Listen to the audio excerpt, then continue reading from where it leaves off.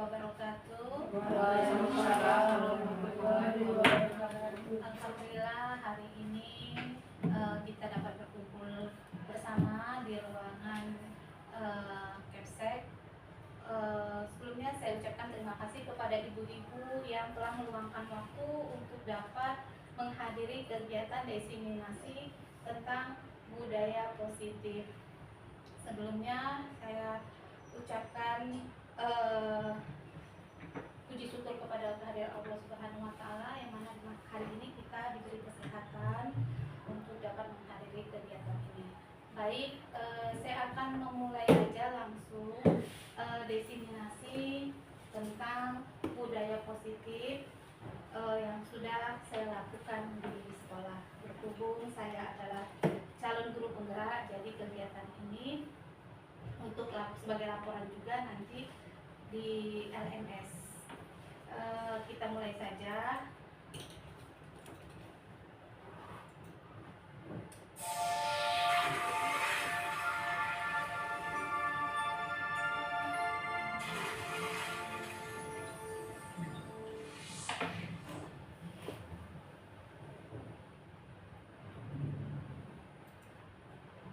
Pada kegiatan hari ini saya akan mendeseminasikan tentang budaya positif. Ya, perkenalkan saya Ibu Dewi, CGP angkatan 11 dari SMK 4 Kota Jambi. Di mana fasilitator saya adalah Ibu Wiwi Parluki dan Ibu Juwita Sari. Ibu Wiwi Parluki dari pusat dan Ibu Juwita Sari guru SMK Repan Indra. Pada paparan hari ini saya akan menjelaskan daftar isi. Daftar isi yang saya buat itu ada 7 materi. Yang pertama pengertian budaya positif itu sendiri, lalu tentang restitusi, lalu tentang ciri restitusi, yang keempat kebutuhan dasar, yang kelima kesepakatan kelas, 6 teori kontrol, dan 7 adalah segitiga restitusi. Semuanya akan dijelaskan di paparan berikut. Nah, budaya positif, kita mulai dari budaya positif Ibu ya. Budaya positif ini yaitu rangkaian nilai, norma, sikap, dan perilaku yang diciptakan, dipelihara, dan diterapkan dalam lingkungan pendidikan dengan tujuan mendukung proses pembelajaran yang efektif, inklusif, berpusat pada peserta didik. Budaya positif ini menciptakan suasana yang kondusif bagi perkembangan akademik dan pribadi siswa, guru, dan seluruh anggota komunitas sekolah. Nah, budaya positif ini sudah kita lakukan di sekolah kita, Ibu. Semuanya sudah ada. Pokoknya SMK 4 Jambi ini sudah lengkap paketnya, sudah bagus. Nah, cuman saya hanya memaparkan di sini tentang budaya positif yang mungkin nanti ada tambahannya. Jadi budaya positif itu seperti paparan tadi itu ada fungsinya, yaitu untuk membangun kepercayaan siswa dalam mengembangkan keterampilan sosial, mempersiapkan mereka untuk kehidupan di luar sekolah dengan cara yang konstruktif dan penuh makna. Itu pengertian dari budaya positif. Nah, budaya positif tadi harus ada ciri-cirinya. Bukan semuanya dijadikan budaya positif, tapi harus ada ciri-cirinya. Ciri-cirinya yaitu satu, penghargaan dan penghormatan. Di sana ada penghargaan dan penghormatan. Kalau di sekolah mungkin penghargaan dan penghormatan itu dari murid ke guru, dan murid dan guru juga menghormati anak, saling menghormati. Nah, itu. Lalu ada kolaborasi dan kerjasama antara guru dan murid, itu sudah pasti. Lalu ada cirinya, ada kedisiplinan dan tanggung jawab. Ya, guru memiliki disiplin dan bisa mempertanggungjawabkan apa yang dilakukan oleh guru kepada murid, dan murid pun begitu. Harus ada disiplin, dan guru harus, kan kita guru ini digugu dan ditiru ya. Jadi disiplin guru itu anak itu mencerminkan apa yang dilihatnya dari guru. Nah, itu ada ciri-ciri budaya positif. Lalu ada kreativitas dan inovasi. Lalu ada inklusivitas, ya, lalu ada pembelajaran berkelanjutan. Jadi budaya positif ini terus menerus, bukan hanya pada saat sekali kegiatan tetapi besoknya tidak lagi, besok tidak, enggak, tapi berkelanjutan terus menerus selama pendidikan itu terus berjalan. Kita lanjut.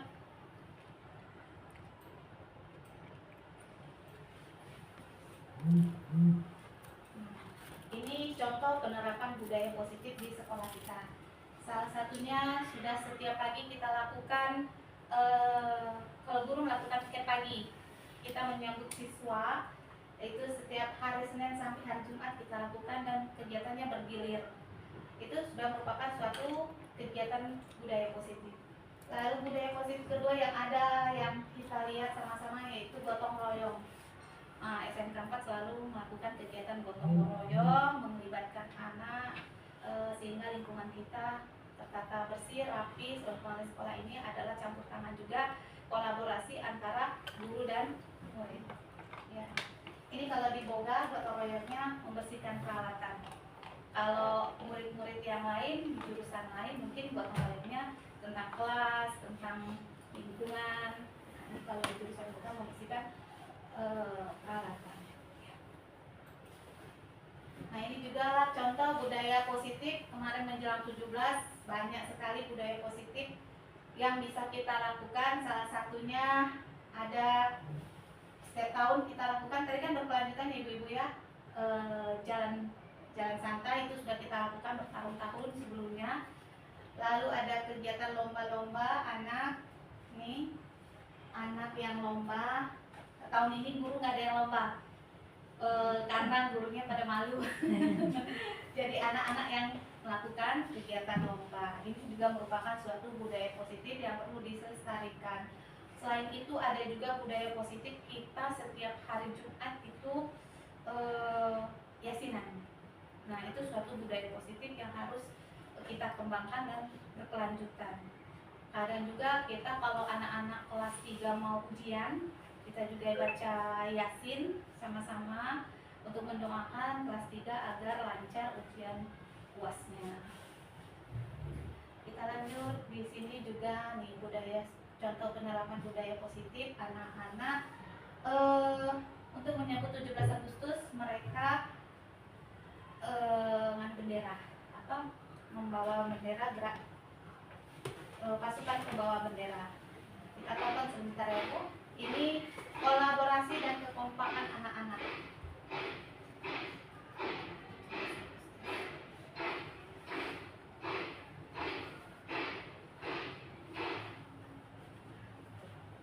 Ini adalah contoh penerapan budaya positif yang ada di sekolah, ya, yang sudah dilakukan.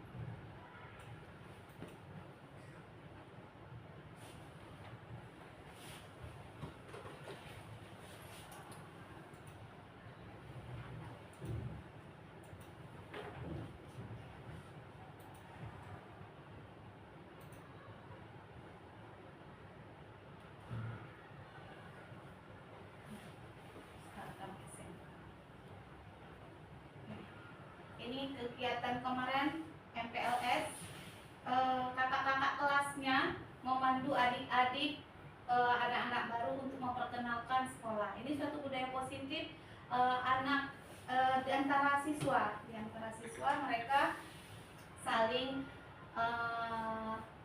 memberi info tentang sekolah mereka, juga memimpin adik-adik kelasnya untuk memperkenalkan sekolah. Ini suatu budaya positif.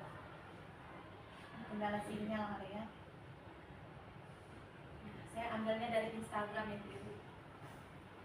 Banyak kegiatan SMK yang sudah disusun, ditaruh di dalam Instagram sekolah oleh media center. Kita sudah punya media center sendiri. Ini budaya positif setiap hari Senin seperti tadi kita lakukan untuk upacara bendera. Ini kegiatan MPLS.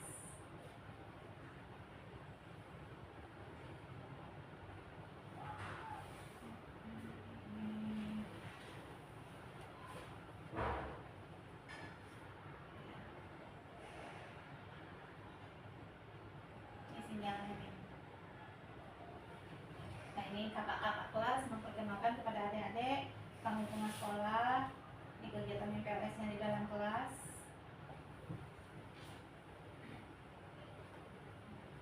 Ini kalau dulu mungkin budaya positifnya kalau kita mau masuk sekolah baru itu ospek ya Bu ya.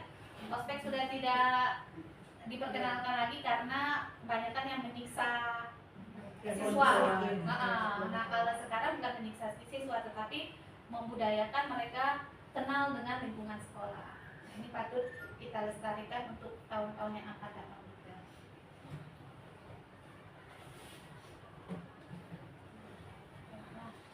Nah, dia memperkenalkan tentang seragam praktek, dia ada disiplin.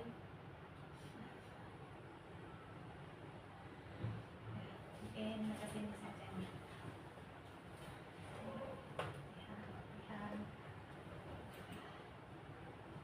Lanjut.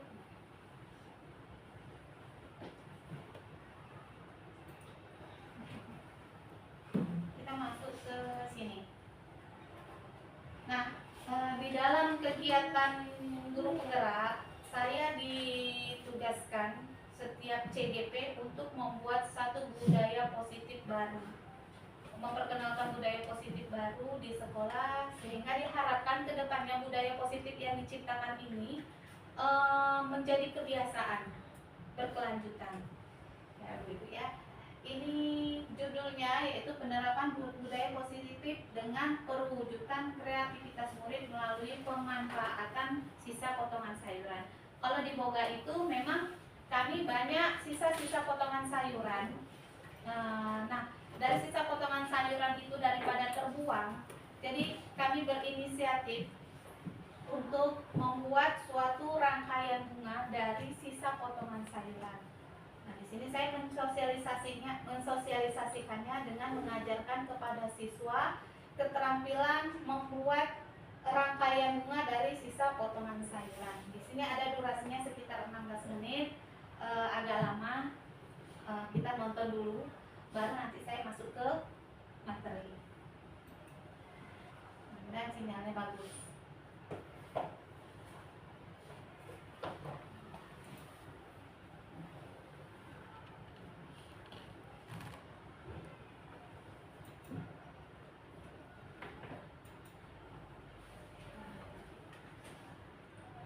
Sinyal nggak bagus dulu. Sinyal nggak bagus ya.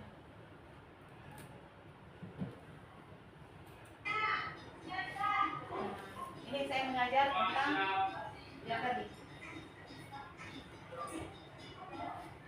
Sambil ditonton ya Bibi, saya sambil duduk ya. Agak lama durasinya 15 menit. Sambil makan boleh.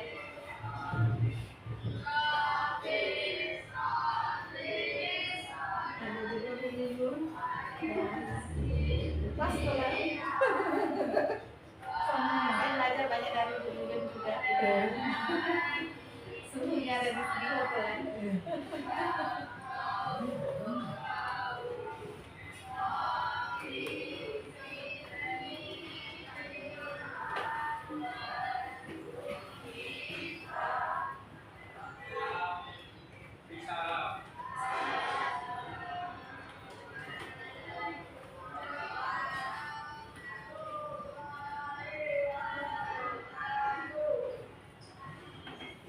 Ini saya ngajar seperti biasa.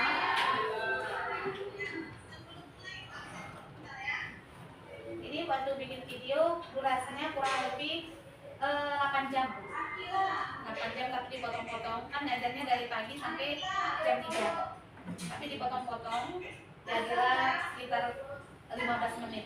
Kalau video aslinya panjang.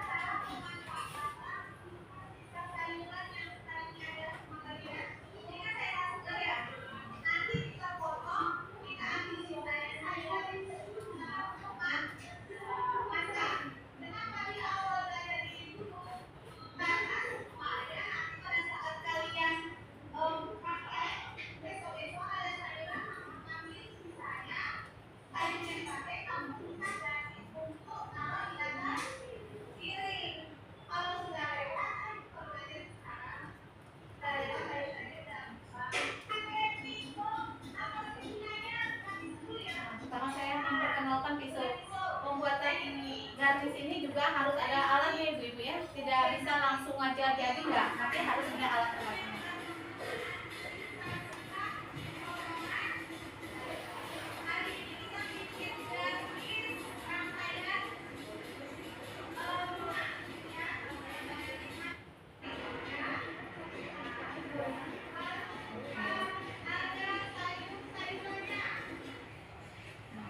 Yang diambil adalah bongkolnya, lalu dipakai.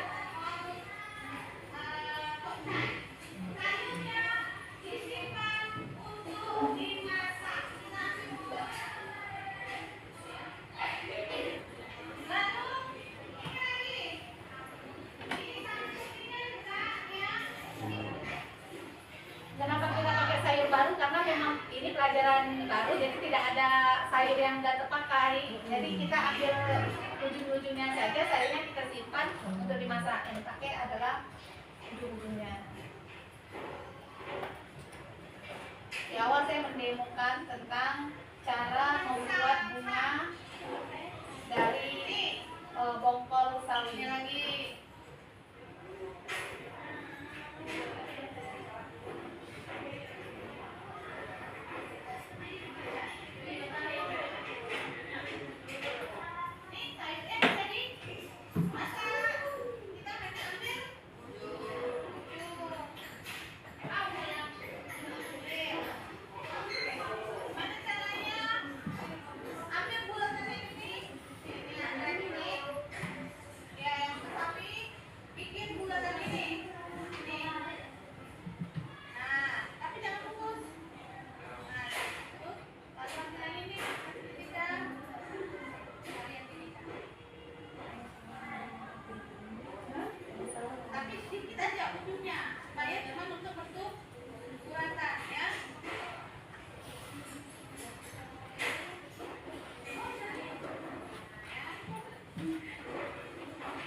Pisaunya berapa dia belinya?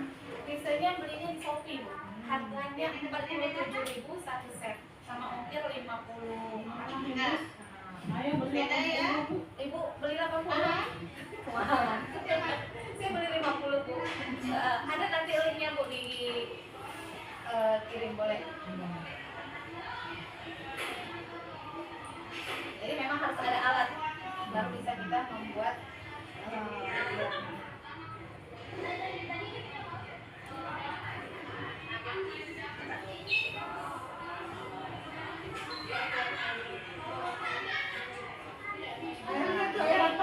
hasil dari kita potong dulu di sini. Anak yang tadi ini masih mendemokan cara membuat ini di sini. Nah, di sini kita bikin segitiga. Saya mendemokan dulu ya Bu Ibu ya sebelum anak-anak nanti mengerjakan.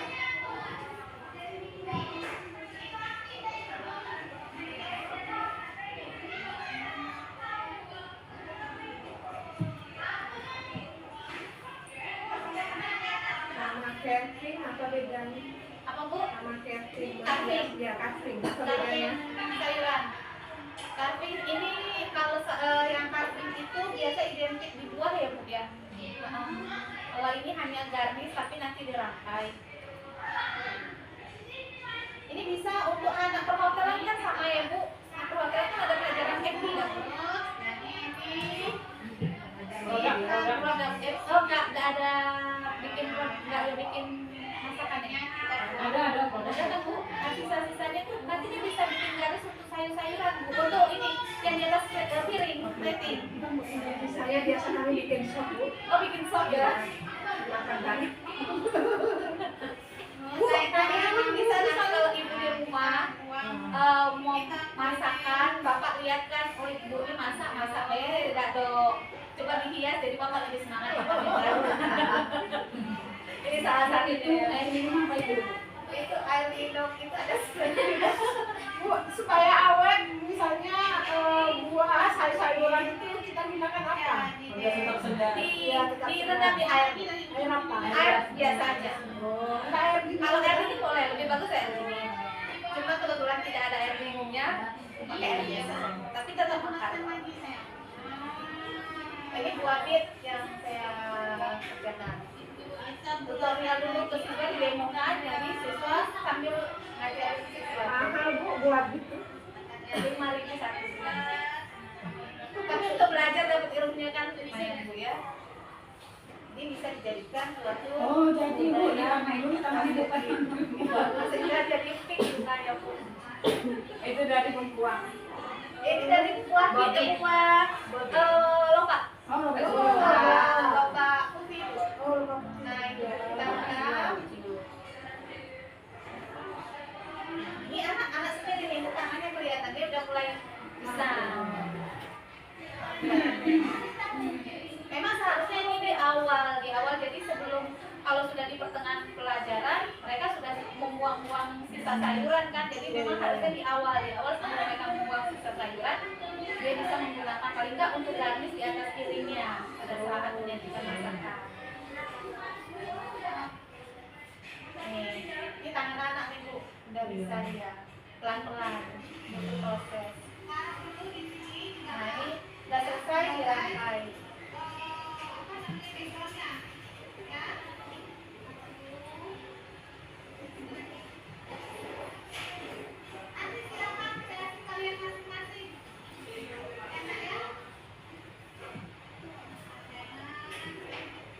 Anak-anak itu sebenarnya sudah pada terampil, kita hanya mencontohkan satu aja, nanti keluar tuh ide-ide dari anak. Itu di gerbong pisang ya.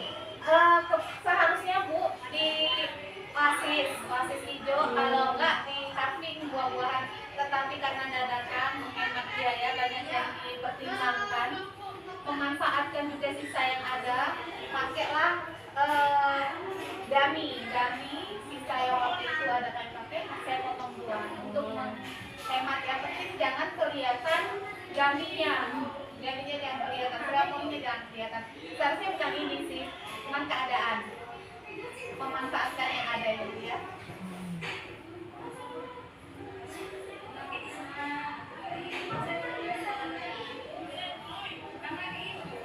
Ini mulai mereka bekerja sama di sini, dapat nih kolaborasi, mandiri, kreatif. Nah ini dapat nih dari nilai-nilai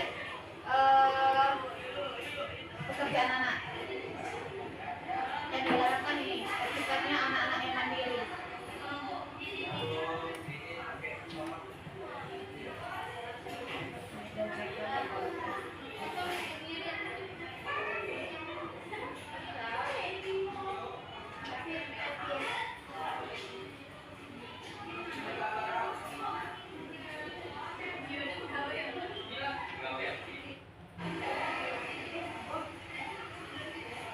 Agak panjang durasinya sebentar ya Bu ya, nanti dari pemasakan nanti.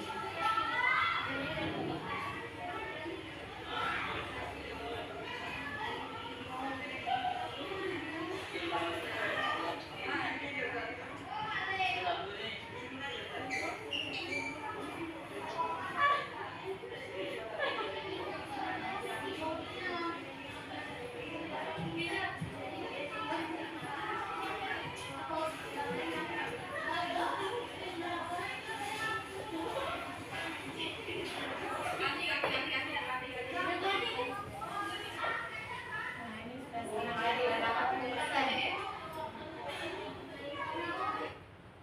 Nah ini hasil tadi anak-anak setelah dia berkreasi dengan telah didemokan, mereka menyusun hasilnya seperti ini.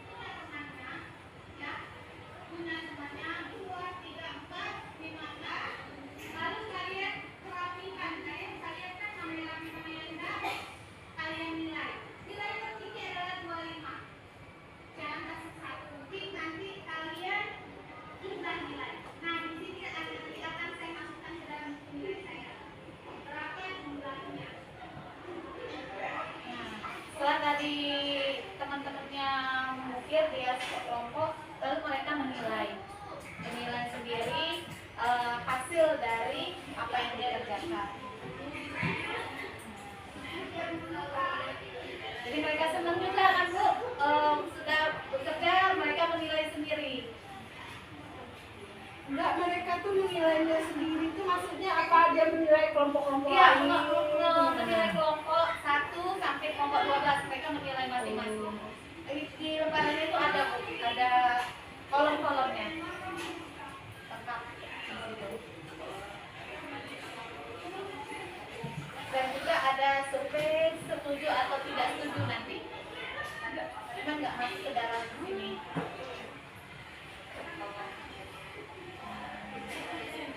Nah, mereka kan saling melihat nih kelompoknya, nilai setiap kelompok.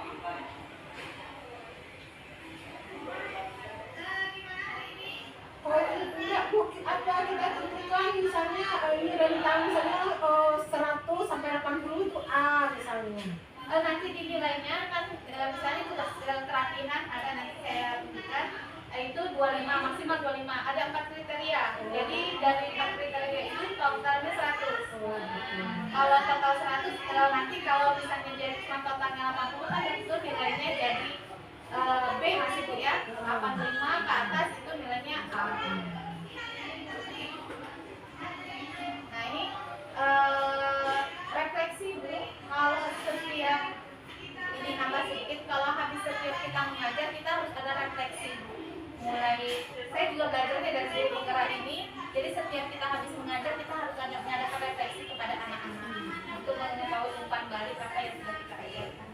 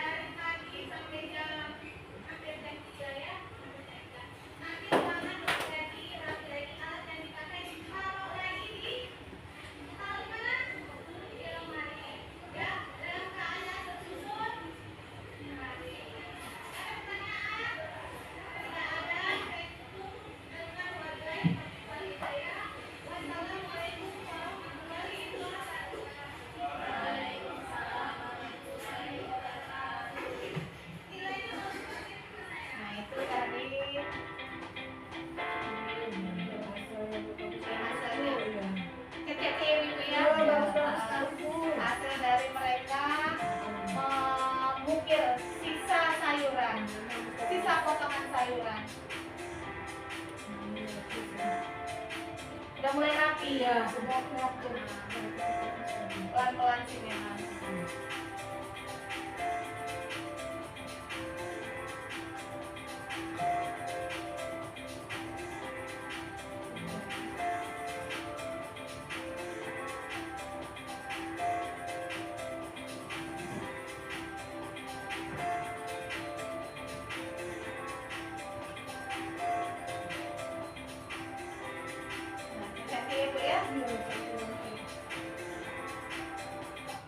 Iya.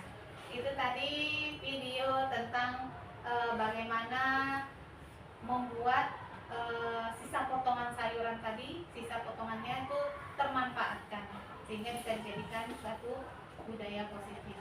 Nah ini ada testimoni anak dulu sebelum kita lanjut ya Bu. Testimoni dari siswa kita. Assalamualaikum warahmatullahi wabarakatuh. Anak Saya cowok, Muhammad Yusuf. biasanya memang anak cowok bisa cutting lebih Saya halus. senang bisa mempelajari tentang memanfaatkan sisa bahan dari sayuran dan membuat serangkaian bunga. Terima kasih Bu Dewi. Sama. Ya, nah ini Bu, nah, kriteria penilaian tadi yang saya suruh anak-anak menilai itu ada kerapihan, ada bentuk ukiran, kerjasama dan keindahan. Ini saya buat di dalam satu kertas, mereka menilai. Nah ini keindahan itu 25% nilainya, bukan 25%, 0 sampai 25%-nya tuh hilangkan ya Bu ya. Kerapihan 25, bentuk ukiran 25, kerjasama 25, totalnya jadi 100. Nah, kenapa saya buat ini? Ini harus juga untuk mengetahui bermanfaat atau tidak budaya ini. disetujui atau tidak sama anak-anak ya. Jadi setelah dinilai kelompok 1, 2, 3, 4 sampai 6, dia ada 12 kelompok. Kelompok 4 itu nilainya 25 dia ngasih. Di dalam kelompok itu ada 3 orang. Nah, kalau di lembaran berikutnya kelompok 7 sampai kelompok 12, yang tertinggi itu adalah kelompok 11. Nah, dia ngasih nilai 25. Tadi kelompok 11 itu terapi dalam segi membuatnya, menyusunnya, ini akumulasinya semua. Jadi yang tertinggi adalah juara satunya adalah kelompok 11, lalu kelompok 4, kelompok 10. Itu nilai yang rendah. Nah, kayak gitu ya. Hasil penerapan budaya positif dengan pewujudan kreativitas murid melalui pemanfaatan sisa potongan sayuran. Kelompok 11 nilai tertinggi, jadi dia dapat nilainya A. Setelah itu, nah ini foto-fotonya. Ajar ya, ambil. Ya. Lalu budaya positif yang tadi bikin carving itu saya bikin juga kriteria kebermanfaatan, manfaat atau tidak yang sudah diajarkan tadi. Saya kebetulan ngajarnya 2 kelas Bu, kuliner kelas 10 kuliner 3 sama 10 kuliner 4.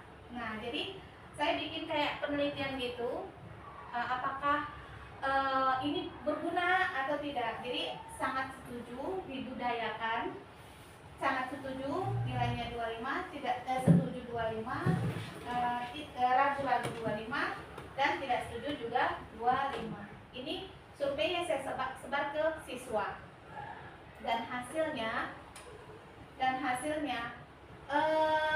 anak yang sangat setuju rata-rata mereka setuju semua, Bu.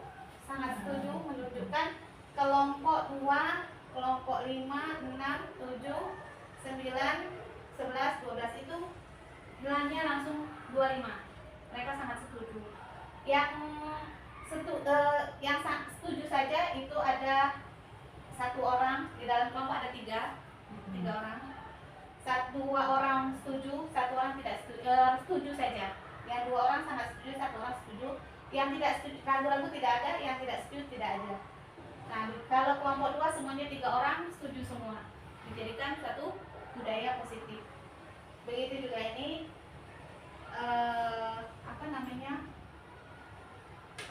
grafiknya ya Bu ya. Nah, ini bisa dilihat dari sini.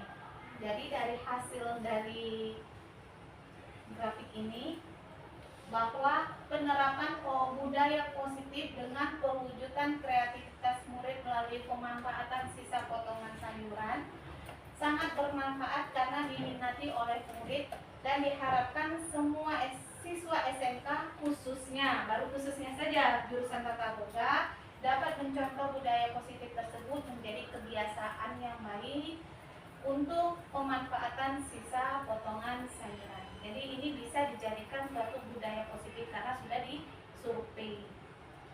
Nah, itu Bu. Jadi kita menemukan satu lagi budaya positif yang bisa dijadikan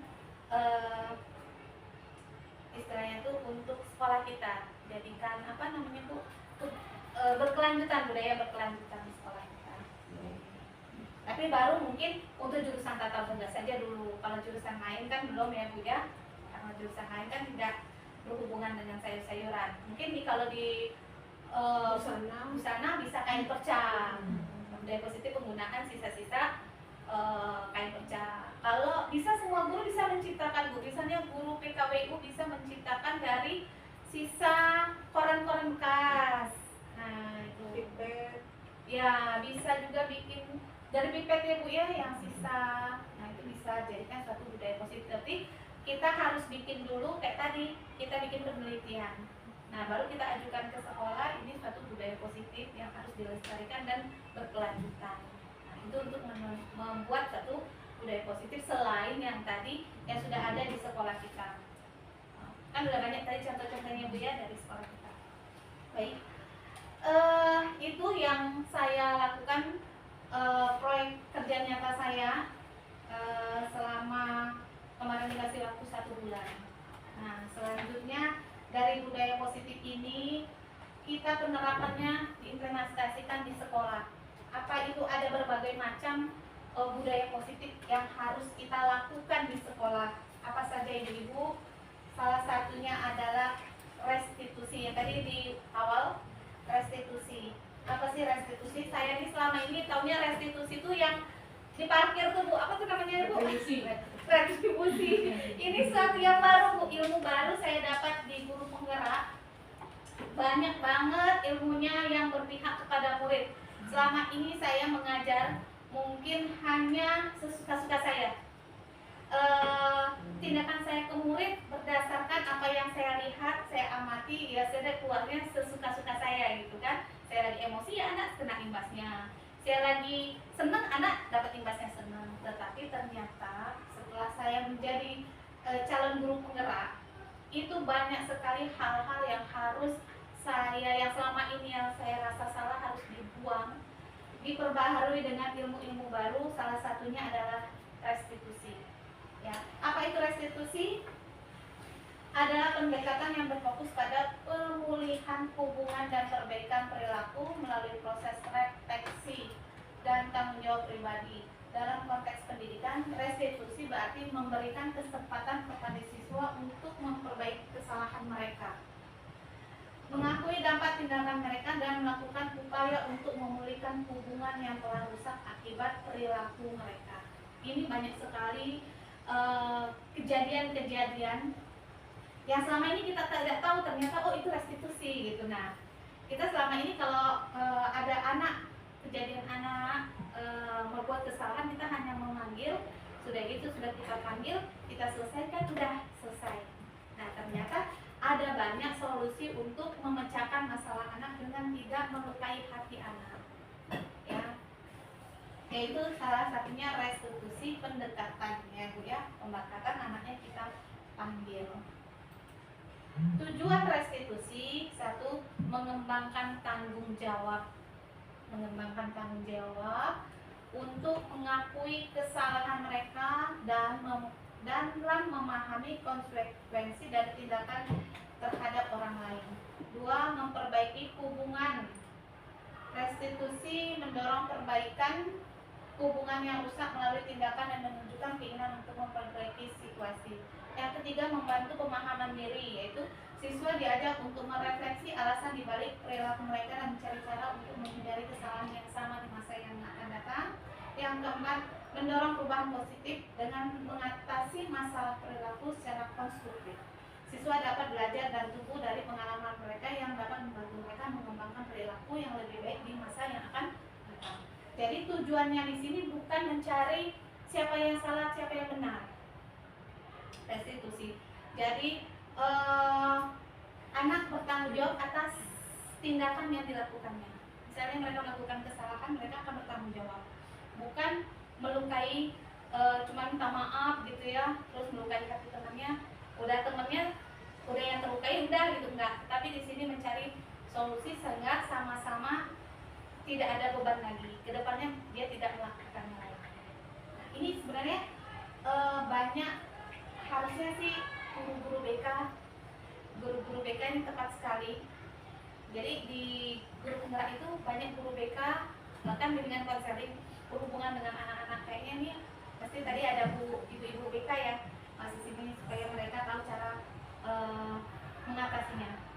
Selama ini saya lihat BK kita, saya bukan menunjuk, tapi kita sama-sama belajar, dan saya pun melakukan hal yang sama. Nah, setelah belajar ini saya baru tahu, oh ternyata saya salah gitu. Nah, jadi kita tidak boleh langsung menghukum anak, itu tidak boleh. Ya, nanti ada solusi-solusinya di sini. Jadi kita lakukan pendekatan supaya anak itu merasa dihargai. Mereka kan manusia juga. Jadi kalau kata Ki Hajar Dewantara, kita itu harus menghamba kepada murid. Menghamba kepada murid bukan kita menghamba itu bukan begini-begini, tetapi kita menyanjung mereka bahwa mereka itu makhluk yang memang harus diperhatikan, dihormati, layaknya seorang manusia, ya, seorang manusia. Jadi di sini ada banyak pendekatan agar mereka ke depannya lebih bagus. bagus tanpa melukai hati siswa. Lanjut, kita masuk ke sini. Ciri pendekatan restitusi. Restitusi bukan untuk menebus kesalahan, namun untuk belajar dari kesalahan. Yang kedua, restitusi menghormati martabat, jelas, menghormati hak-hak anak, dan anak juga menghormati sesama dia. Lalu restitusi fokus pada pemulihan hubungan yang tadinya tidak bagus menjadi bagus kembali. Hubungan yang tadinya rusak, misalnya kita memanggil anak, hatinya agak hancur kalau kita marahin, terus kita panggil, hubungan itu menjadi baik kembali. Restitusi mengakui kesalahan dari anak. Jadi kalau anak dia mengakui kesalahannya, mereka tidak akan mengulangi lagi. Tapi kalau mereka tidak dipanggil untuk mengakui kesalahannya, bukan kita paksa akui kesalahan aku, enggak. Ada caranya dengan nanti segitiga restitusi. Lalu restitusi flashback, refleksi diri. Restitusi juga merupakan tanggung jawab pribadi yang sudah bikin kesalahan. Lalu perbaikan secara nyata. Restitusi saling menguatkan. Restitusi berfokus pada solusi, bukan mencari siapa yang salah, siapa yang benar. Tetapi restitusi berfokus mencari solusi bagaimana kedepannya jangan sampai kejadian tersebut terulang kembali.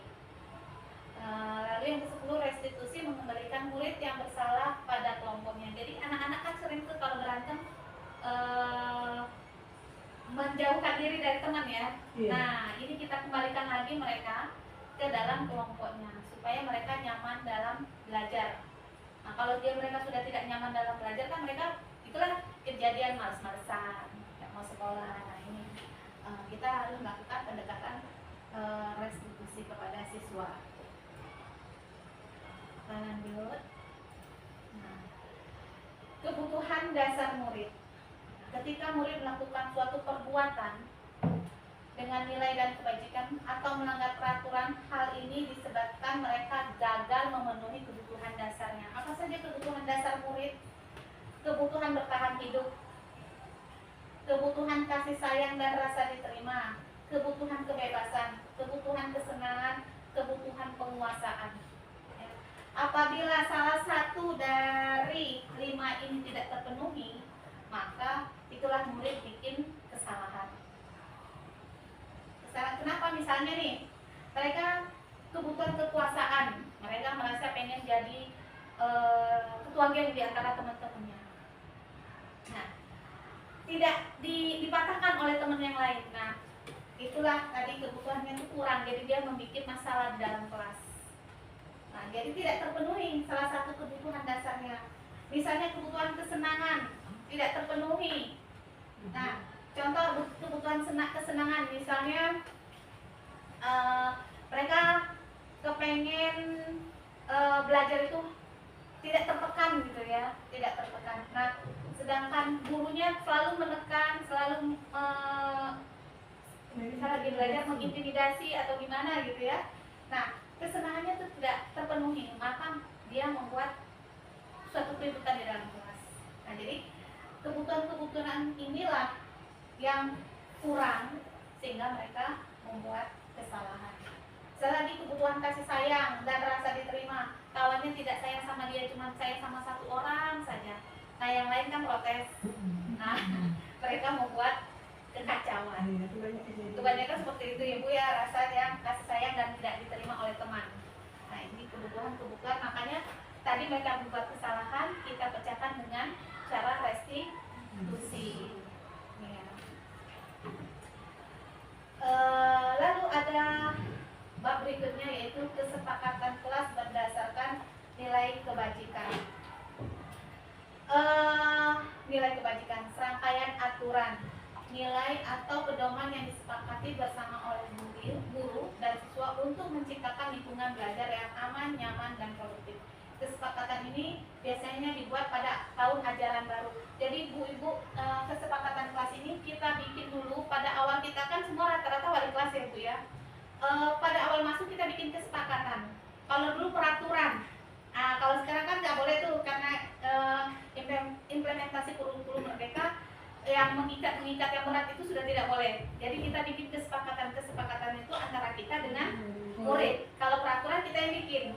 Nah, kalau kesepakatan kita antara guru dengan murid. Kesepakatannya apa? Berdasarkan kalimat-kalimat kebajikan kita bikin di kelas. Tujuannya apa, Bu? Untuk memastikan bahwa setiap orang di kelas atau murid di kelas memiliki pemahaman yang sama tentang perilaku yang diharapkan dan bertanggung jawab untuk mematuhi peraturan tersebut, sehingga tidak terjadi kesalahan-kesalahan yang kebutuhan dasar tadi. Nah, untuk memenuhi kesepakatan tersebut kita memerlukan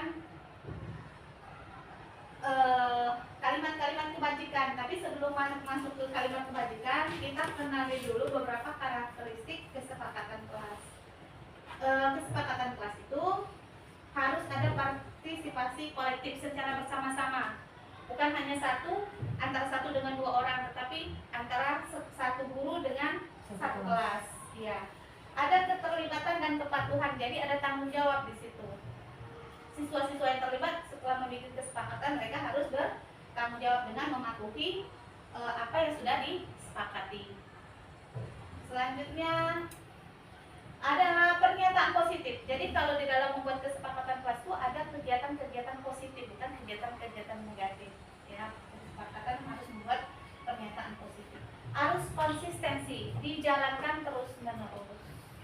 Bukan pada saat itu saja, pada awal-awal, selanjutnya tidak. Bukan, kan seperti itu. Berarti berkelanjutan. Berkelanjutan. Misalnya nih kesepakatan kelas, Bu Yuyun nih kabeng.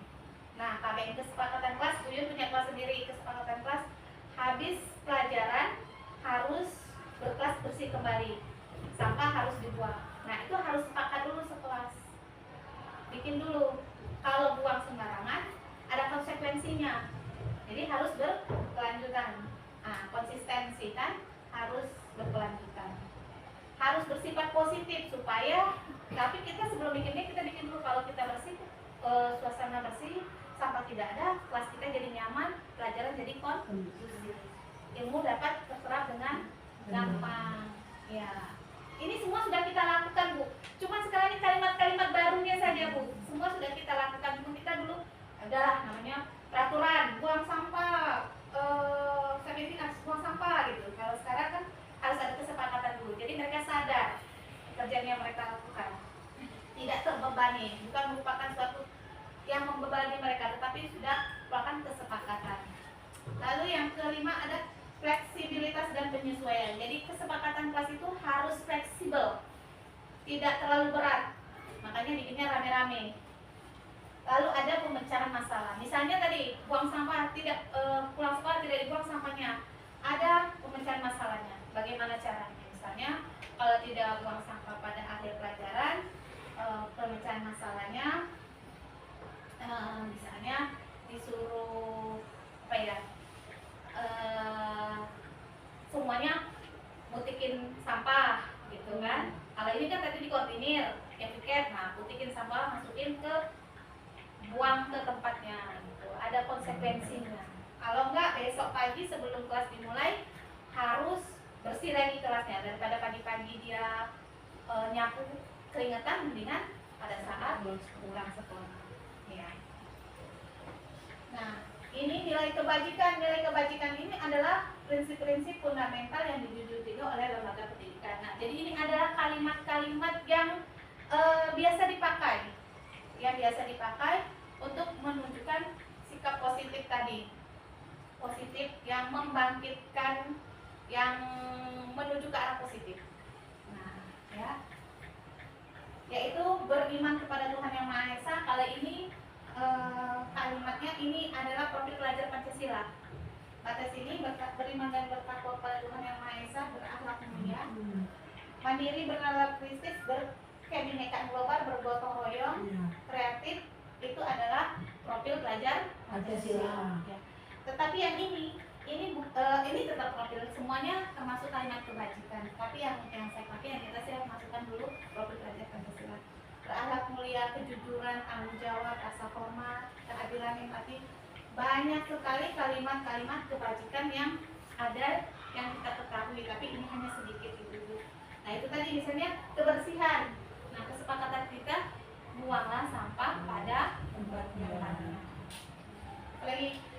bertanggung jawab setelah menggunakan peralatan praktek gitu. Dapat dipercaya itu maksudnya apa? Dapat dipercaya. Anak di dalam kelas itu sama-sama bisa saling mempercayai, jadi jangan saling curiga. Gitu. Jadi menemukan kalimat-kalimat kebajikan. Nah, inilah inilah yang kita gunakan untuk membuat kesepakatan kelas tadi, sehingga diharapkan tidak terjadi miskomunikasi di dalam kelas. Ada kalimat-kalimat kebajikan yang mengikat siswa-siswa tadi. Nah, itu untuk nilai kebajikan. Nah, di sini, ini oleh Diana Gosen. Ini ada teori kontrolnya, Bu. Ya, teori kontrol. Diana Gosen ini seorang psikolog, praktisi pendidikan. Dia mencetuskan 5 teori kontrol untuk guru. Untuk guru. Kita itu biasanya guru, kita tuh guru tuh merasa paling benar ya, Bu ya. Iya. Kalau salah balik lagi guru benar. Sama kayak senioritas, salah kalau kuliah ospek senior nomor 1 ya kan, balik lagi ke pasal 1, balik pasal 1. Nah, kalau di sini teori Diana Gosen, dia membuat teori bahwa guru itu biasanya mengalihkan kesalahannya itu kepada anak. Ya, nah ini dia menyebutkan ada 5 teori yang biasa dipakai guru, yang guru itu merasa paling benar. Guru itu selalu menjadi penghukum. Nah, ini guru selalu merasa paling menjadi penghukum. Guru pembuat rasa bersalah. Ya. Guru bisa juga sebagai jadi teman. Guru juga bisa sebagai pemantau. Guru juga bisa menjadi manajer. Yang diharapkan dari teori ini, kita sebagai guru itu bisa menjadi manajer. Kita bisa menjadi manajer, bukan kita sebagai seorang penghukum. Kalau sebagai seorang penghukum, kita bisa lihat kita piket setiap pagi di depan itu kita selalu menghukum anak. Tapi akibatnya apa? Tidak pernah lepaskan anak, selalu dihukum, dan anak pun setiap hari ada dia dihukum. Tidak ada kesadaran mereka untuk tidak ada yang dihukum gitu. Setiap pagi selalu kita lihat, kalau hari ini, besok anak ini lagi, besok ini lagi anaknya. Karena apa? Karena kita selalu menghukum mereka. Nah, karena menghukum itu mereka tidak kali kena hukum gitu. Tapi kalau kita jadikan posisi anak itu sebagai manajer, mereka tidak akan mengulangi kesalahannya. Nah, apa ciri-ciri seorang penghukum? Nah, ini biasa kita tidak pungkiri ya, Bu, kita sering seperti itu. Cirinya menghardik, menunjuk-nunjuk, kamu ya. Nah, kita kan sering kayak gitu. Kamu, ibu datang jam 6, kamu datang jam berapa gitu kan. Sebenarnya kita nggak boleh menunjuk. Nggak boleh, Ya, Bu. sebenarnya. Tuh, berkecak pinggang. Kamu udah. Nah, itu jangankan orang lain, saya aja kadang melakukannya. Itu sebagai guru, tanpa kita sadari ya. Lalu membentak, melakukan hukuman verbal, memotong rambut juga merupakan hukuman verbal. Di depan anak kita nokein rambut anak tuh, di depan mempermalukan anak itu tidak boleh, Bu. Nah, itu sama dengan kita seorang penghukum. Kita bukan kerja di kejaksaan, bukan hakim, tapi kita menghukum anak orang. Itu tidak boleh ya, Bu ya. Dampaknya jadi murid pendendam. Aku bencinya dengan ibu itu. Aku keselnya dengan ibu itu. Zaman dulu kan. Iya, zaman dulu kan. Ingat lah kalau kita kan jadi ingat zaman dulu ya. Iya. Ibu ini baiknya. Ibu bapak tuh jahatnya, aku tuh pernah tamunya, gitu kan. Ya, waktu SMA saya suruh dijemput rumput ini. Nah, terus anak jadi tidak menyukai pelajaran yang di ampu guru tersebut. Ini akibat kita guru sebagai penghukum tadi. Nah, ini jangan sampai kita lakukan kembali, ibu-ibu ya. Jangan kita jadi seorang penghukum. Kita juga bukan seorang jaksa yang menghukum. Kita hanya seorang guru, kita mendidik anak-anak sesuai martabatnya. Kita posisikan mereka sebagai manusia juga, sebagai anak kita. Mereka harus disayangi, dimuliakan. Nah, muliakan itu bukan kita seperti yang kita menghamba-hamba begini-gini, enggak. Tapi memang kodratnya sebagai manusia kita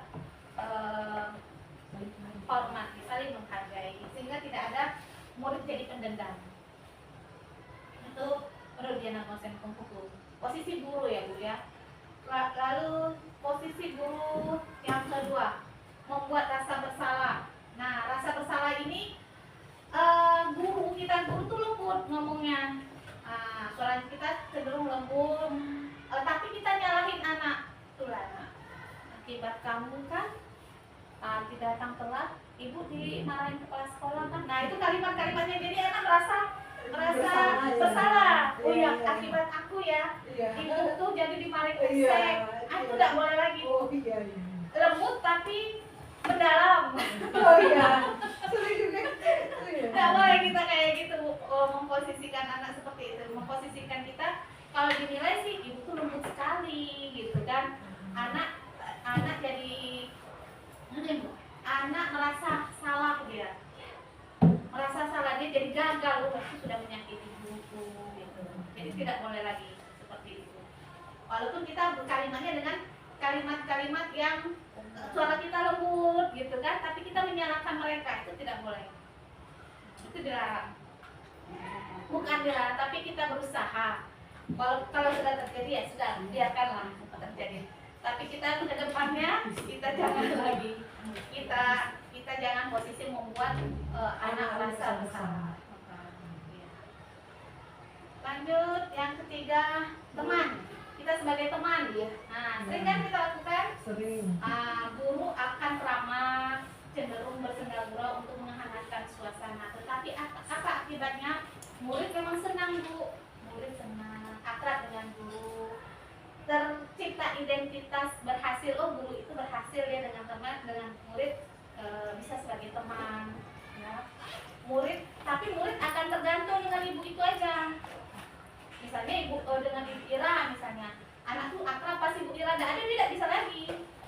Hanya tergantung pada guru itu deh. Dengan yang lain dia tidak bisa akrab lagi. Nah, itu tidak boleh juga, Bu, kita sebagai teman. Ya, murid tidak mandiri dan akan berpikir hanya untuk diri dia sendiri. Nah, lalu murid bisa berperilaku baik hanya kepada orang tertentu saja yang merasa dia akrab. Yang nggak akrab tidak bisa. Berarti murid itu merasa nyaman dengan guru. Satu guru aja. Nanti dia akan ngomong, enak dengan ibu itu tuh bisa jadiin teman.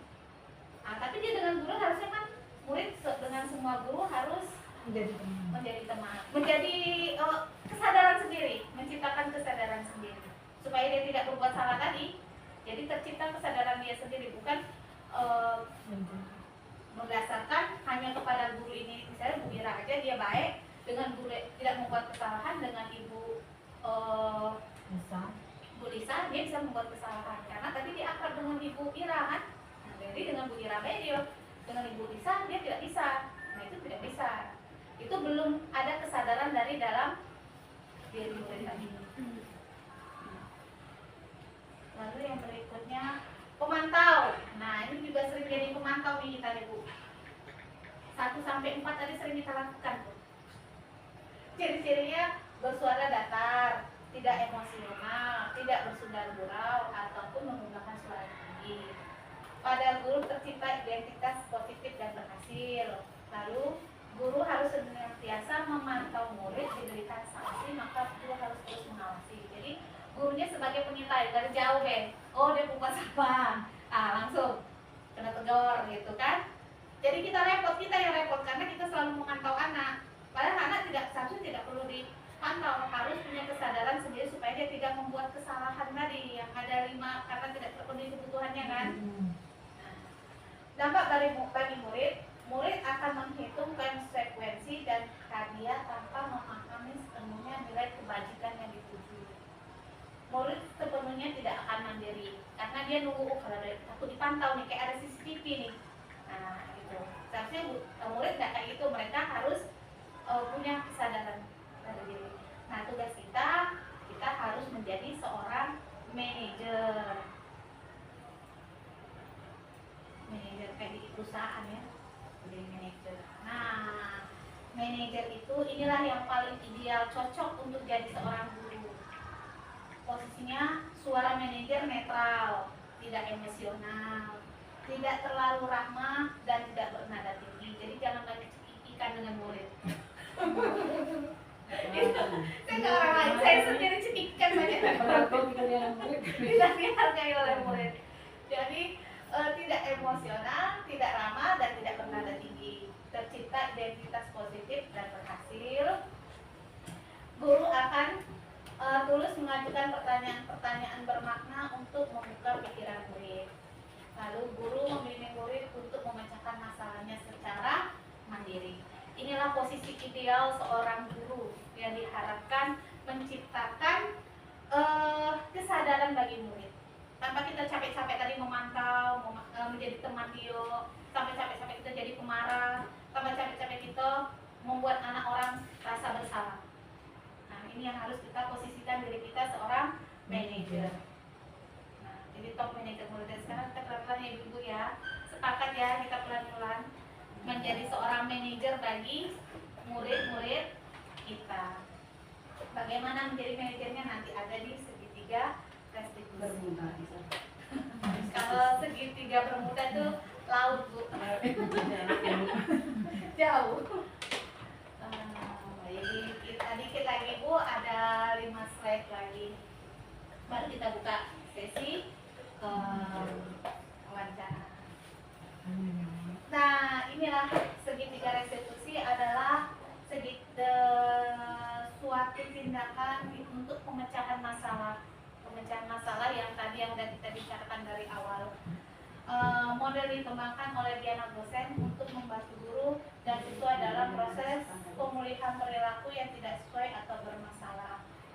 Segitiga restitusi ini adalah dialog yang dijalankan oleh guru atau orang tua, bisa juga diterapkan di rumah ya Bu ya, agar dapat menghasilkan murid yang mandiri dan bertanggung jawab. Segitiga menggunakan segitiga restitusi. Segitiga restitusi ini menggambarkan 3 langkah utama yang dilalui oleh siswa untuk memperbaiki kesalahan mereka dan memulihkan hubungan yang rusak tadi. Nah, ya tadi restitusi awal tadi itu hubungan yang rusak, kita kembalikan mereka kepada posisi yang seharusnya. Dengan cara segitiga restitusi. Nih, segitiga restitusi. Yang pertama, menstabilkan identitas. Yang kedua, validasi tindakan yang salah. Yang ketiga, menanyakan keyakinan. Jadi memang tugas guru itu berat. Tidak hanya datang mengajar terus pulang, tapi kita memecahkan masalah siswa dengan cara segitiga restitusi sehingga kita menjadi seorang manajer bagi murid kita. Menjadi manajer, mereka itu mempunyai kesadaran sendiri, menahan dirinya untuk melakukan kesalahan-kesalahan karena sudah tergugah dari dalam. Ya, nih, yang pertama tadi menstabilkan identitas, sisi satunya.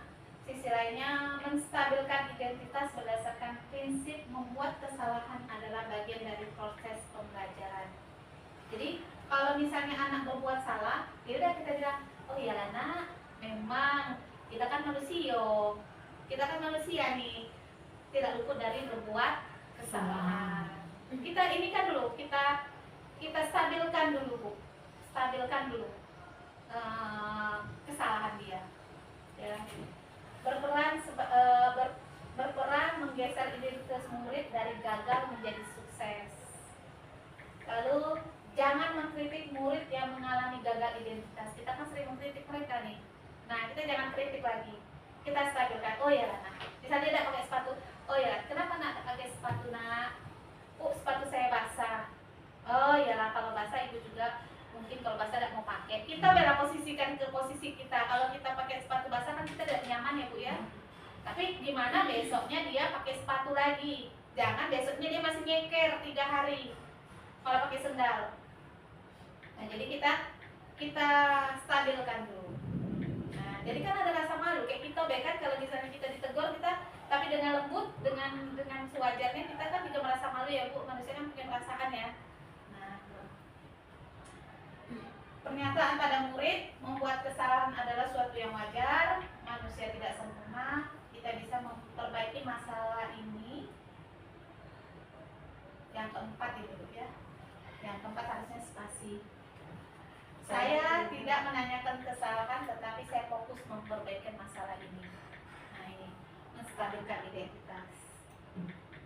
Yang kedua yaitu memvalidasi tindakan yang salah. Berdasarkan prinsip setiap perilaku berupaya memenuhi suatu kebutuhan tertentu. Guru akan bergeser dari pemikiran stimulus respon menjadi proaktif, lalu mengenali dan mengakui kebutuhan murid. Ini dapat memperbaiki hubungan dengan murid. Yang keempat, pertanyaan disampaikan dengan tidak menghakimi atau memojokkan murid. Pernyataan bagi murid, kalimat kita kepada murid, kamu bisa saja bertindak lebih gegabah dari ini. Kedua, kamu bukan melakukannya tanpa suatu alasan tertentu. Kamu melakukannya karena mempertahankan sesuatu yang penting bagimu. Keempat, mungkin kamu bisa mempelajari suatu perilaku baru yang efektif, sediakah kamu memperbaikinya. Ini validasi tindakan yang salah. Kalimat-kalimat ini bisa kita, kalimat-kalimat positif bisa kita terapkan, kita kasih ke anak, ya, memvalidasi tindakan yang salah tadi. Jadi setelah kita tadi menetralkan, lalu kita bisa kesalahannya itu bisa kita validasi, ya. Lanjut slide yang terakhir, nanti ini menanyakan keyakinan. Menanyakan keyakinan yaitu menyatakan bahwa pada dasarnya kita termotivasi secara intrinsik. Saat perilaku telah divalidasi dan identitas sukses telah stabil, maka murid telah siap mengaitkan keyakinannya dengan tindakan yang salah. Pernyataan bagi murid atau kalimat yang kita ajukan kepada murid sebagai keluarga atau kelas, apa yang kita yakini. Nah, apa yang kita yakini tadi setelah mereka membuat kesalahan, apa yang kita yakini kami sesuai dengan kesepakatan kelas tadi yang kita buat. Kan tadi ada kesepakatan kelas gak? Berdasarkan nilai-nilai kebajikan. Nah, menanyakan keyakinan, yakin tak apa yang tadi sudah kita sepakati di sekolah kita atau di kelas kita kalau dia membuat kesalahan.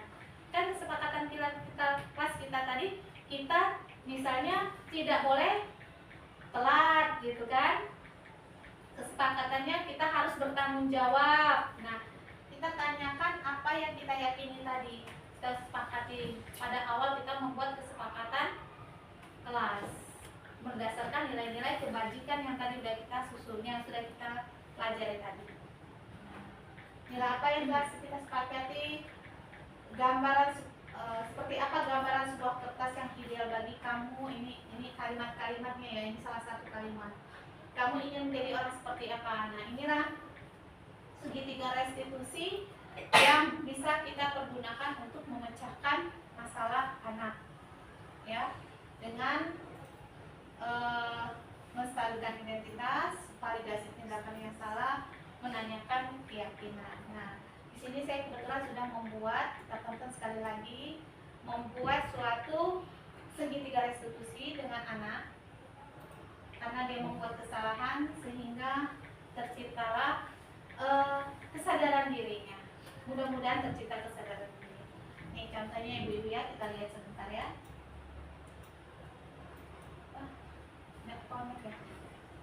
Oh, videonya nggak ada videonya, nggak ada videonya ya Bu.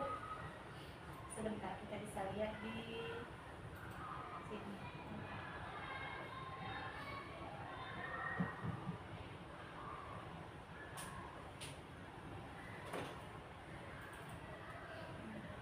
Kita bisa lihat di sini. Saya sudah mau restitusi. Gimana ya? Oh, salah. Bentar ya.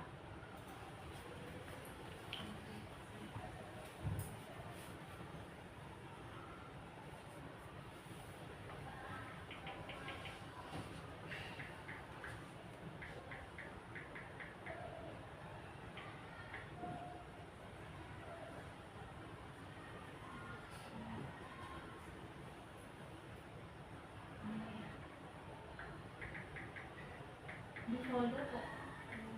Enggak ada ya.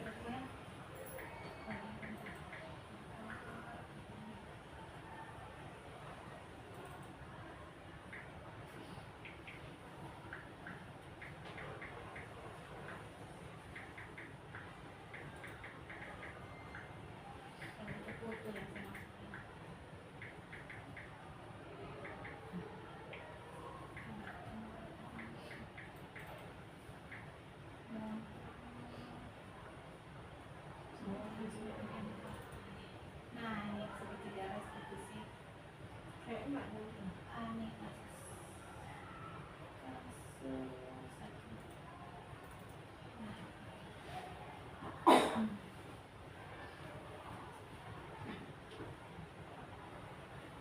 Ini jalan kan budaya belajar ini. Jalan. Ibu ibu.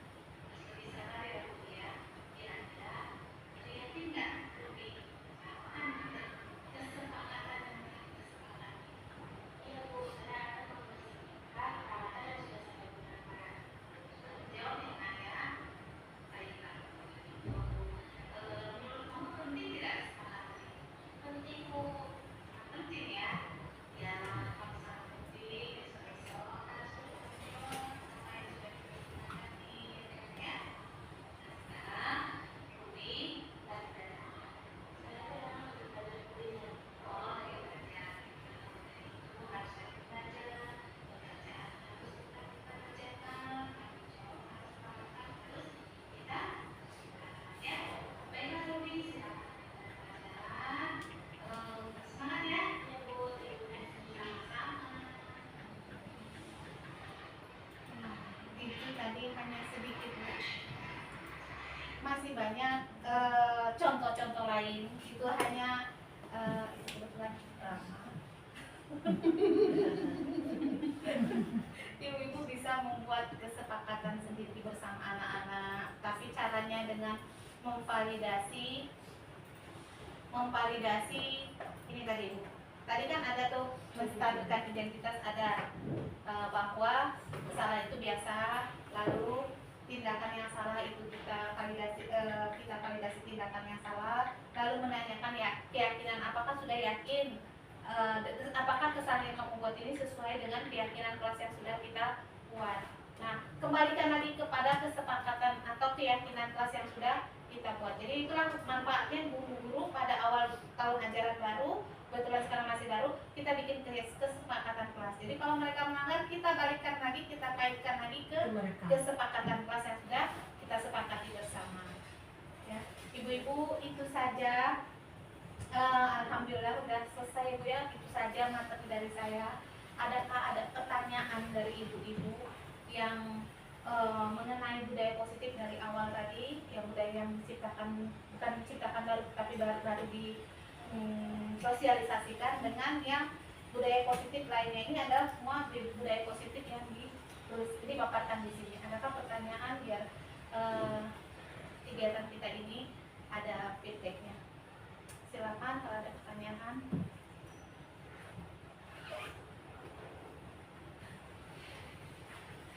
Silakan bertanya, Ibu. Bu Bibi, ada pertanyaan?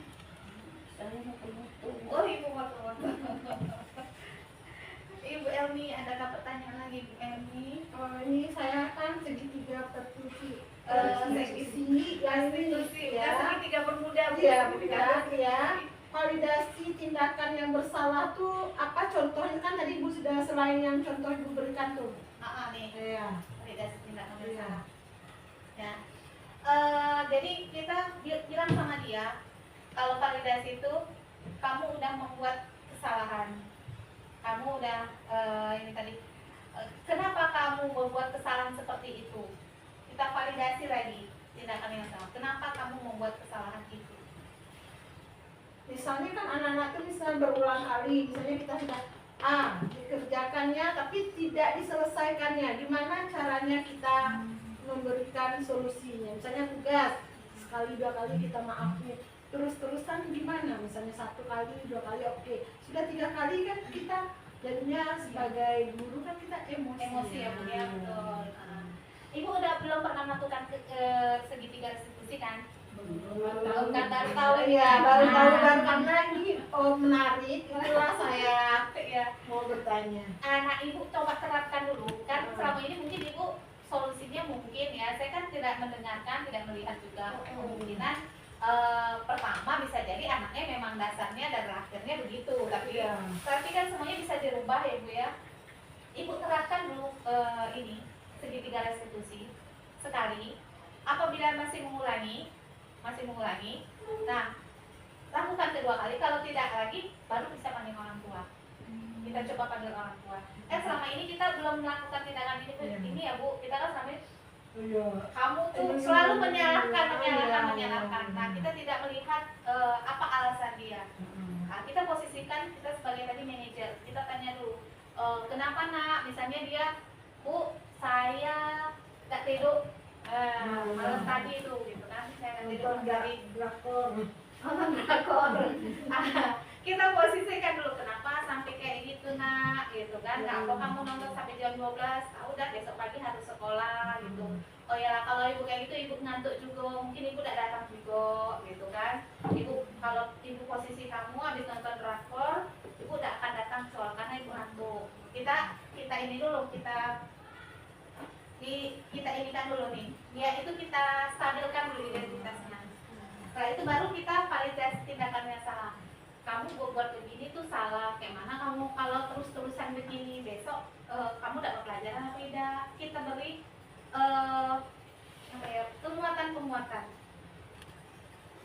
penguatan bahwa itu tindakan itu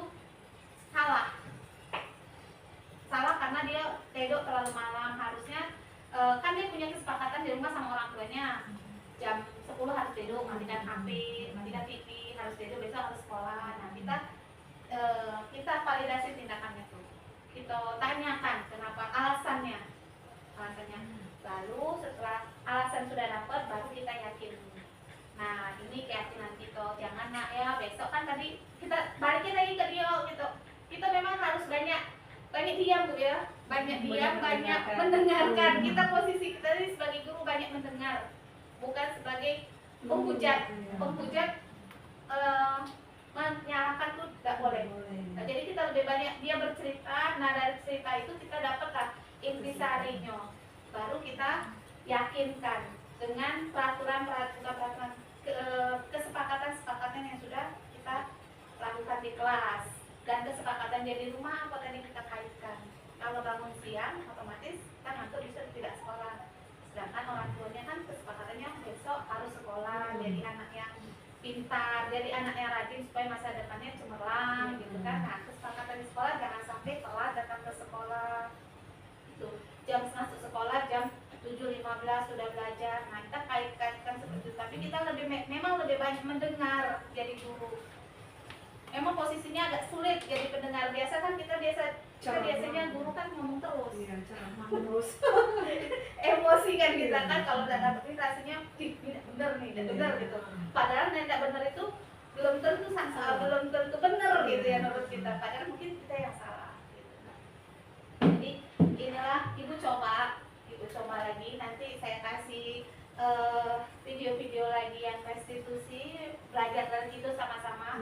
Bukan berarti saya juga banyak kesalahan Bu dengan mengikuti guru penggerak. Saya dapat ilmunya banyak. Dan untuk menjadi kayaknya cocok tuh jadi guru untuk kegiatan ini memang seorang psikolog. Psikolog yang memang butuh di sekolah itu adalah orang-orang lulusan psikolog biar tahu tentang peristiwa dan perkembangan anak, pemikiran anak. Memang butuh itu. Anak ini kan macam-macam, Bu. Iya, bermacam-macam.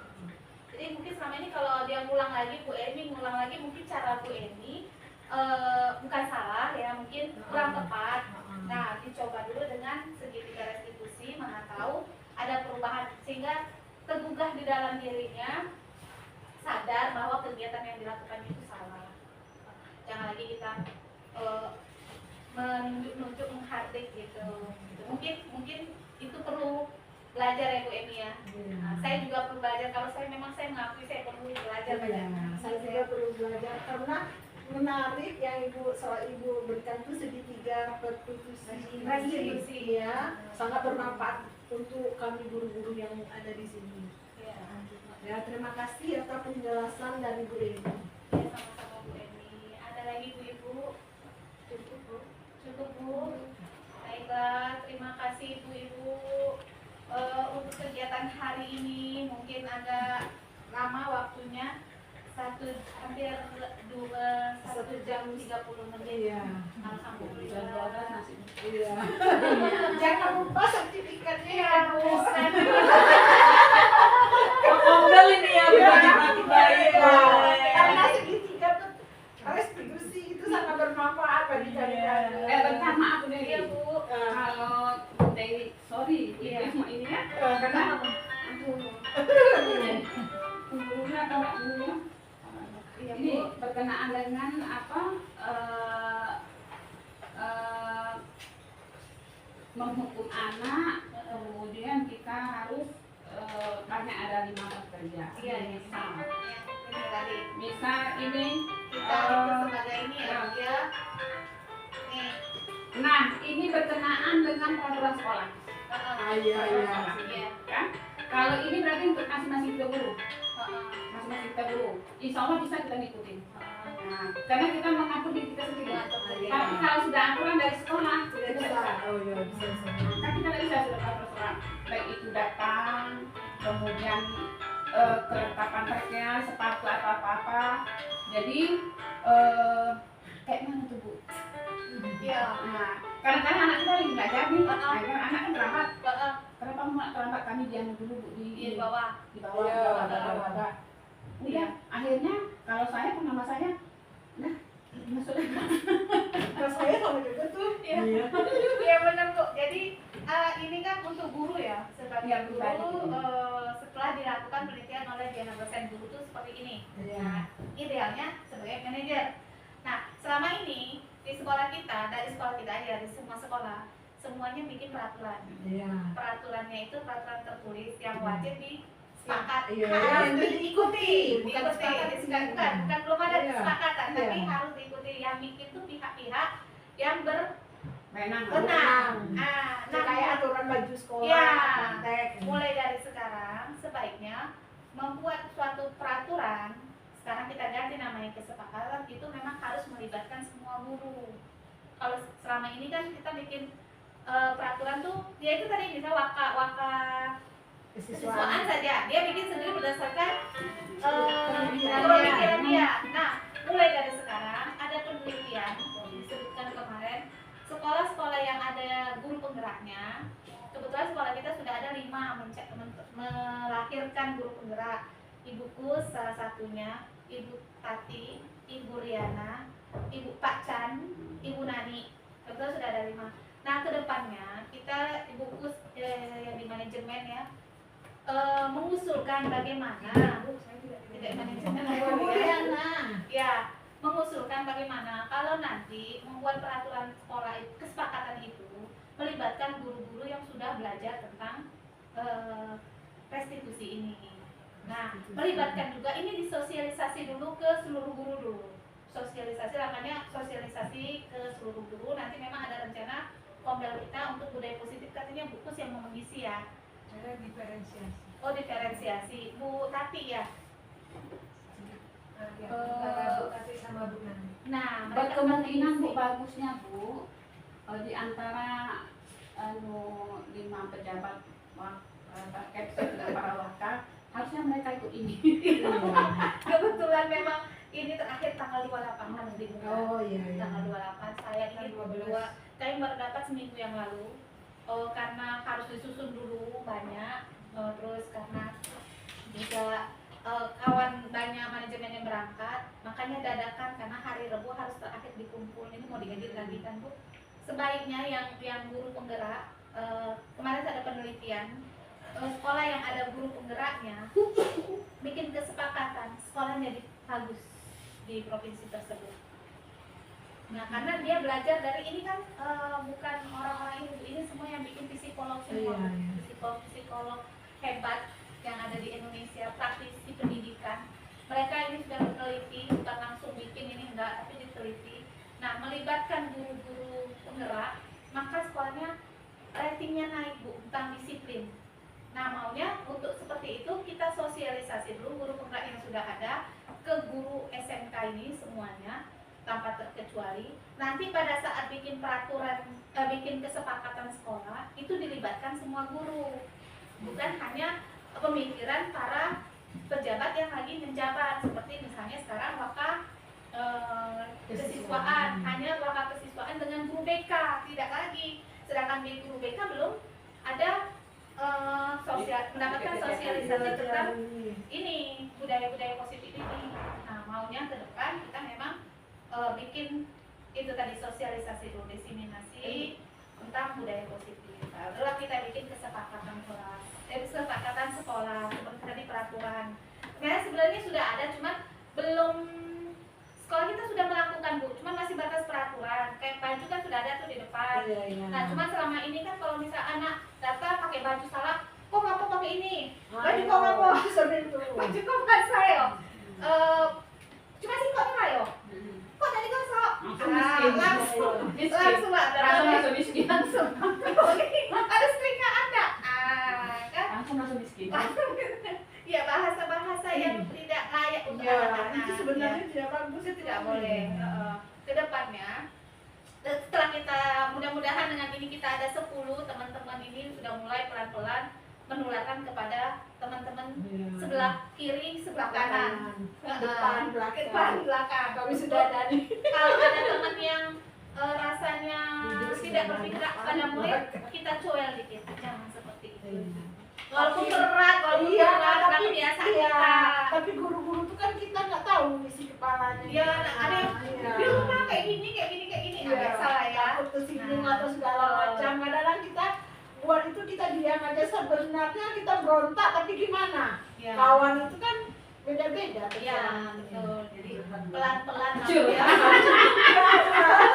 Oh iya. Pelan-pelan Kayak ibu untuk sementara karena ibu-ibu penggerak yang kayaknya kewajiban ibu penggerak yang bisa nyampe.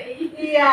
Kalau kami kan belum dapat ilmunya segini ya, kami sudah dapat dari Bu Dewi setelah Bu Dewi selesai, lalu Bu Dewi buat kayak gini supaya teman-teman tuh terbuka hatinya untuk melakukan apa? Restitusi. Ya. Tadinya Bu saya juga, salah semua yang saya ini. Saya menyalahkan diri saya sendiri, tapi ya sudah berlalu sudahlah. Itu kedepannya saya akan memperbaiki diri, saya akan memihak kepada murid, memposisikan dia adalah sebagai manusia yang wajib kita hargai. Nah, itu saja mungkin ibu-ibu, mengingat waktu ibu-ibu harus mengajar lagi. Saya terima kasih atas kehadirannya, maaf sudah banyak mengambil waktu ibu-ibu dalam kegiatan mengajar. Sebenarnya nggak boleh juga kalau lama-lama ditinggal anak murid. Tapi saya ngajar juga. Sekali lagi saya ucapkan terima kasih ibu-ibu. Saya akhiri dengan wabillahi taufiq wal hidayah. Wassalamualaikum warahmatullahi wabarakatuh. Waalaikumsalam warahmatullahi wabarakatuh. Sama-sama, terima kasih. Terima kasih. Terima kasih.